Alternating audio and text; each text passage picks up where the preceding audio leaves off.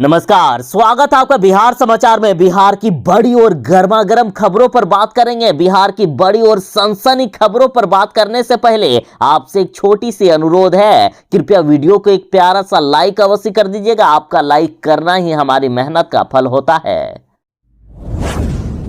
जीतन राम मांझी ने एनडीए के खिलाफ बगावत कर दिया है। जीतन राम मांझी ने कहा है कि अब उनका एनडीए में दम घुटता है, वे एनडीए में रहना नहीं चाहते हैं। यानी जीतन राम मांझी ने इशारों में सरकार गिराने की धमकी दे दिए हैं। मुकेश सहनी के बाद जीतन राम मांझी ने एनडीए की मुसीबतें बढ़ा दिए हैं। जीतन राम मांझी ने कहा है कि गठबंधन के छोटे सहयोगी होने से उन्हें घुटन महसूस हो रही है। जीतन राम मांझी ने कहा है कि एनडीए में उनका दम घुटता है, वे रहना नहीं चाहते हैं। मांझी इस बात से नाराज हैं कि एनडीए गठबंधन में उनकी नहीं सुनी जा रही है। इतना ही नहीं, मांझी ने कहा कि साल 2015 में मुख्यमंत्री बनने के 1 साल से भी कम समय में पद छोड़ने का उन्हें मलाल है। यानी उन्हें अफसोस है कि आखिर उन्होंने क्यों पद छोड़ दिया था। मांझी ने कहा है कि उनके छोटे दल हैं, इसलिए उनको तवज्जो नहीं दी जाती है, उनको कोई वैल्यू नहीं मिलता है। जीतन राम मांझी बोले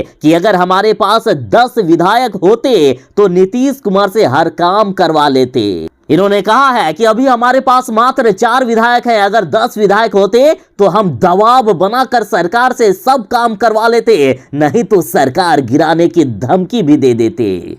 और इधर जीतन राम मांझी के बेटे ने अपनी सरकार बनाने का ऐलान कर दिया। उन्होंने कहा है कि अब अपने बलबूते बिहार में हम सरकार बनाएंगे। 15 सालों में हम अपने बलबूते बिहार में सरकार बना लेंगे। आरजेडी कैंडिडेट मुन्नी देवी ने विधान परिषद चुनाव के लिए अपना नामांकन दाखिल कर लिया और कपड़े धोने वाली मुन्नी देवी ने ऐलान कर दिया है कि अब कपड़े की तरह पटक पटक कर बीजेपी को साफ कर देंगे। देखिए, बीजेपी नेता या देश के माननीय प्रधानमंत्री नरेंद्र मोदी जी चाय बेचने वाले हैं। वे स्टेशन में घूम घूम कर या ट्रेनों में घूम घूम कर चाय बेचते थे और राजद ने अब स्टेशन पर कपड़े धोने वाली मुन्नी देवी को एमएलसी चुनाव में उम्मीदवार बनाया है। मुन्नी देवी स्टेशन में लोगों के कपड़े इस्त्री करती है, लोगों के कपड़े धोने का काम करती है। अब आपको यह भी जानना जरूरी है कि आखिर मुन्नी देवी के पास संपत्ति कितनी है। तो देखिए, कपड़ा धोने वाली मुन्नी देवी के पास 23 लाख की संपत्ति है। और अपना नामांकन दाखिल करने के बाद मुन्नी देवी जी ने बड़ा ऐलान कर दिया। उन्होंने कहा कि जिस तरह से मैं कपड़े को पटक पटक कर साफ करती हूं, उसी तरह से अब बीजेपी वालों को पटक पटक कर साफ करूंगी। साथ ही मुन्नी देवी जी ने कहा है कि पीएम मोदी की हर बात झूठी होती है। वह कहते हैं कि गरीब का बेटा है तो गरीबों के प्रति उनको ये सोचना होगा कि गरीब का दर्द क्या होता है। इन्होंने कहा कि जैसे मैंने कपड़े को धो धोकर गंदगी साफ की है, वैसे ही पटक पटक कर अब बीजेपी को भी साफ कर देंगे। साथ ही इन्होंने कहा है कि बीजेपी को अब सत्ता से हटा देंगे। बिहार में अब महागठबंधन की सरकार होगी, राजद की सरकार होगी। साथ ही इन्होंने कहा कि पार्टी का हरा रंग मुझे बेहद पसंद है, यह हरियाली का रंग है। किसानों के लिए खुशखबरी है। जिन किसानों की उपज कम हुई थी उनको सरकार अब पैसे देने वाली है। अभी तक 1 लाख किसानों को सहायता राशि मिल चुकी है। औसत उत्पादन से 1% भी कम पैदावार हुई तो सरकार करती है उसका भरपाई। 2.5 लाख किसानों को अब इस बार पैसे मिलने वाले हैं और इसके लिए 145 करोड़ रुपए जारी कर दिए गए। बिहार की बात करें तो फसल सहायता राशि के लिए 15 लाख से भी ज्यादा किसानों ने अपना रजिस्ट्रेशन किया था, जिसमें से 3,40,000 किसानों को योग्य पाए गए। पहले आपको नियम बता देता हूं कि किन किसानों को पैसे मिलते हैं। तो देखिए, योजना में फसल कटनी रिपोर्ट के आधार पर 7 साल के औसत उत्पादन के 70% को आधार मानकर किसानों के उत्पादन की गणना होती है। यानी पिछले 7 सालों में आपने जितने उत्पादन किए हैं उन सभी को जोड़ के 7 से भाग दे दिया जाएगा तो औसत आ जाएगा। और जो औसत आया इस साल आपका, उससे 70% यदि उत्पादन हुआ है तो ठीक है। 70% से यदि 1% भी कम उत्पादन हुआ तो प्रति हेक्टेयर 7500 रुपए सरकार की तरफ से मिलते हैं।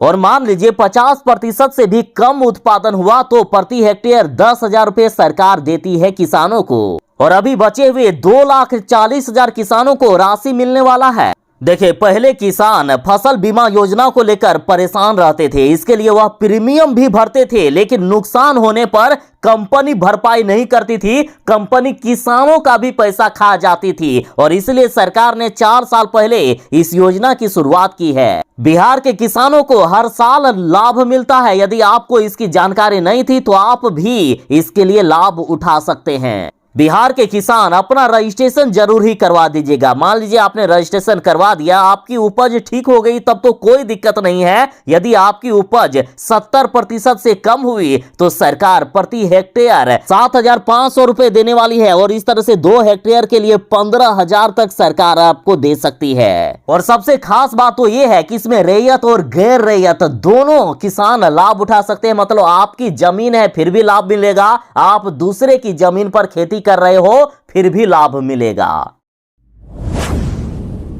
जो लोग बैंक में नौकरी करना चाहते हैं उनके लिए बड़ी खबर है। IDIBI बैंक में एग्जीक्यूटिव के 1044 पदों पर बम्पर वैकेंसी निकली है और शैक्षणिक योग्यता भी अच्छी खासी मांगी गई है। देखिए, शैक्षणिक योग्यता ग्रेजुएशन की डिग्री मांगी गई है। यदि आपने मान्यता प्राप्त संस्थान से सिर्फ ग्रेजुएशन किया हो फिर भी आप अप्लाई कर सकते हैं और यदि आप सेलेक्ट हो गए तो सेलेक्टेड कैंडिडेट को 1 वर्षीय PG डिप्लोमा कोर्स के तहत ट्रेनिंग भी दी जाएगी। और रही बात की वेतन कितना मिलेगा, तो देखिए वेतन 29,000 रुपए प्रति महीने दिया जाएगा। और लास्ट डेट की बात करें तो 17 जून 2022 तक आप ऑनलाइन आवेदन कर सकते हैं। ऑनलाइन आवेदन करने के लिए आपको ऑफिशियल वेबसाइट पर जाना होगा। ऑफिशियल वेबसाइट है idbi.com। अब रही बात की चयन कैसे होगा, तो देखिए चयन ऑनलाइन टेस्ट और मेडिकल टेस्ट के आधार पर किया जाएगा। तो जो लोग नौकरी की तलाश कर रहे हैं तो IDI बैंक में नौकरी करने का बम्पर मौका है। बिहार में मानसून शुरू भी नहीं हुआ है कि बिहार में बाढ़ आना शुरू हो गया। बिहार में अभी ही नदियां विकराल हो गई है, अभी ही नदियों ने बाढ़ का उद्घाटन कर दिया है, लेकिन बिहार सरकार अभी भी सोई हुई है। बिहार सरकार की तैयारियां भी पूरी नहीं हो सकी है अभी तक। बिहार सरकार कई तटबंधों की मरम्मत में और अन्य चीजों में, जैसे नालों की सफाई हो गया, मैनहोल को साफ करना, मैनहोल की मरम्मत, ये सब में अभी भी सरकार काम कर ही रही है।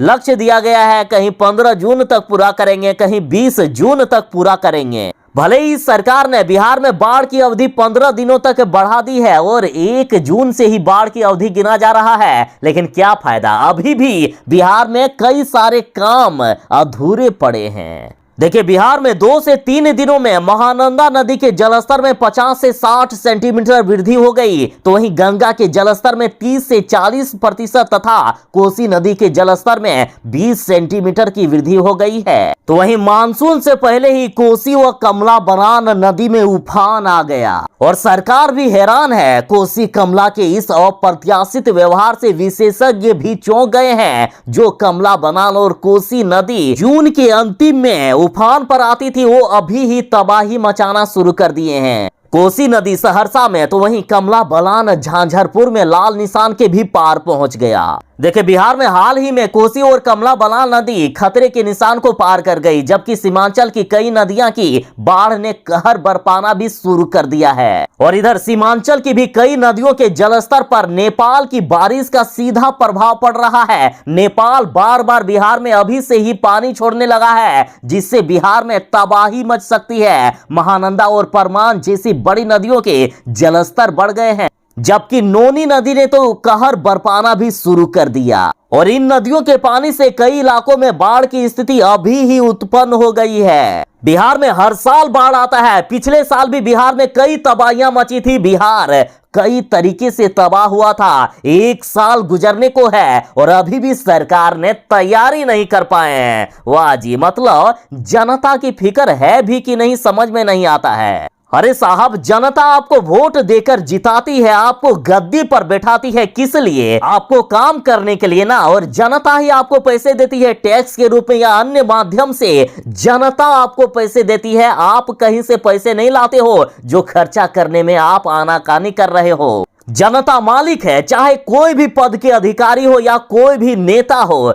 जनता मालिक है। आप उस पद पर हो, जनता ने डिसाइड किया है इसलिए, और जनता टैक्स या अन्य माध्यमों से आपको पैसे दे रही है, और आप बिहार का विकास नहीं कर रहे हो, बिहार को बाढ़ से तक नहीं बचा सकते, तो आखिर किस काम का? जो बिहार के भ्रष्ट अफसर लोग समय पर काम नहीं कर रहे हैं, सरकार उनको काम दिए हुए हैं लेकिन वो अपना काम पूरा नहीं कर रहे हैं, जगह जगह पर गड्ढे खोद कर छोड़ दिए हैं या अन्य काम को अधूरा छोड़ दिए हैं, उनको अब चुल्लू भर पानी में नहीं डूबना होगा, बाढ़ के ही पानी में डूब मरिए आप लोग।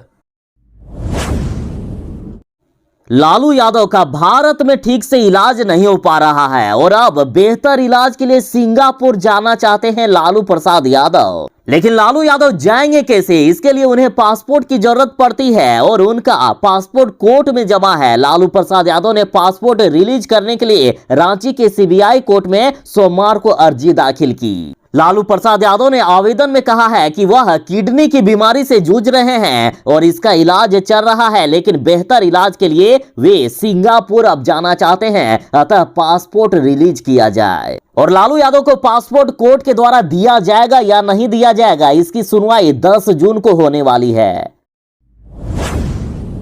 जीतन मांझी ने बड़ा ऐलान कर दिया है कि सिर्फ राजनीतिक लाभ के लिए दलित महिला से शादी करते हैं गैर SC ST पुरुष।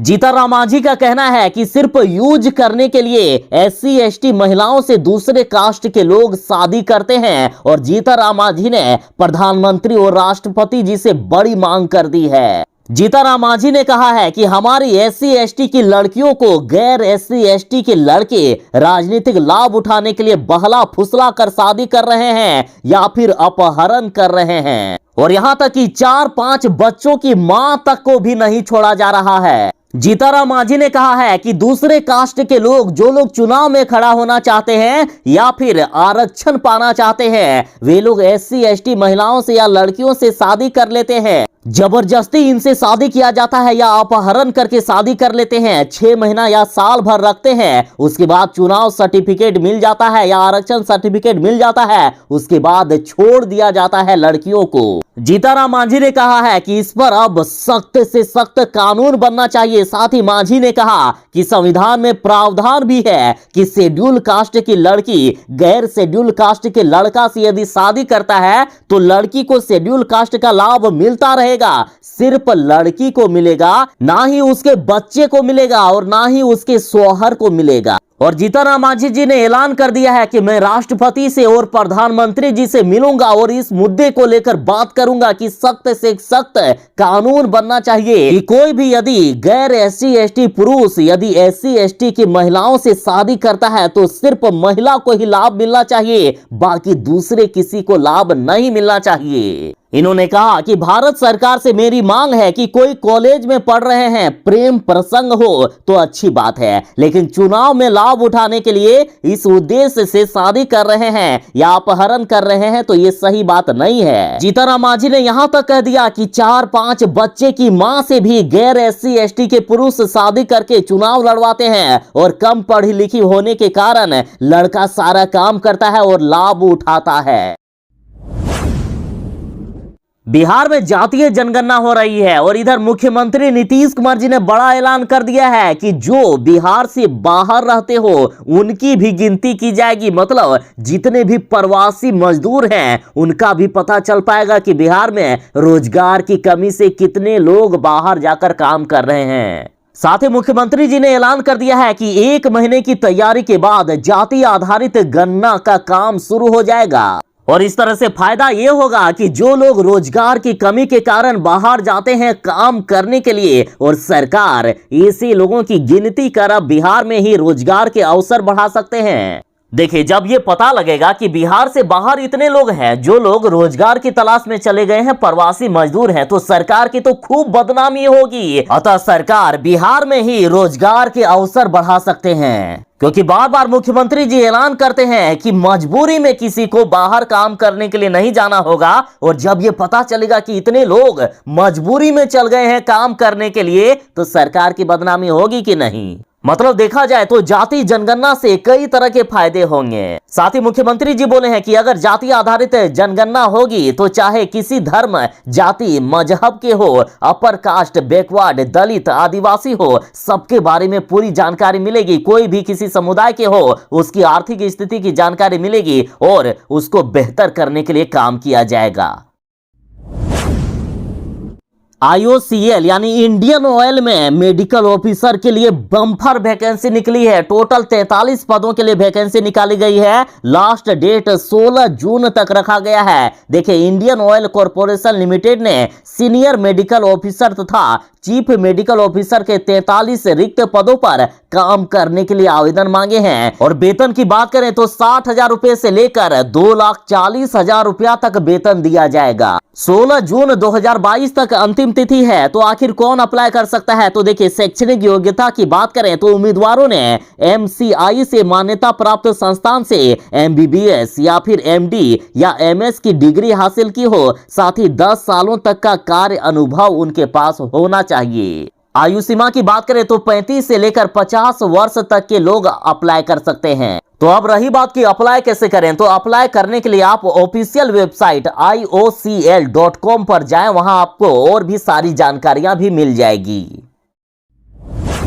चलिए, बिहार के विकास की एक और झलक आपको दिखाता हूं। बराबर बिहार सरकार ये कहती है, मुख्यमंत्री नीतीश कुमार जी ये कहते नजर आते हैं कि हम लोग काम करने वाले लोग हैं। तो देखिए, बिहार में कितने तेजी से काम हो रहा है। देखिए, जेपी सेतु बने 7 साल गुजर गए हैं, लेकिन पटना से छपरा, सिवान, गोपालगंज के लिए सिर्फ एक ट्रेन है। देखिए, खबर है कि दीघा पहलेजा रेलखंड पर बने 7 वर्ष होने को है। मार्च 2022 में इस रेलखंड का दोहरीकरण भी हो चुका है। इसके बावजूद इसका लाभ गोपालगंज, छपरा व सिवान के लोगों को नहीं मिल पा रहा है। रेलखंड के बनने से लेकर अब तक 3 जिलों के लिए रेलवे ने महज 2 ट्रेनें चलाई। उसमें से भी एक ट्रेन फिलहाल अभी बंद है। ऐसे में पटना आने के लिए लोग बस में धक्के खाने को विवश हैं। तीनों जिलों की बड़ी आबादी करीब 90 लाख है और 90 लाख आबादी के लिए सिर्फ एक ट्रेन दिया गया है। और देखिए, दफ्तर अवधि में कोई भी ट्रेन नहीं होने से जो सरकारी कर्मी है या अन्य कर्मी जो ऑफिस में काम करने वाले हैं, उनको काफी परेशानी होती है। और ना ही दफ्तर से छुट्टी के समय ट्रेन को पकड़ा जा सकता है। तो वहीं पटना छपरा के बीच एक भी मेमू ट्रेन भी नहीं है। और इन जिलों की परेशानी को देखते हुए भी रेलवे के आला अफसर अभी तक चुप हैं।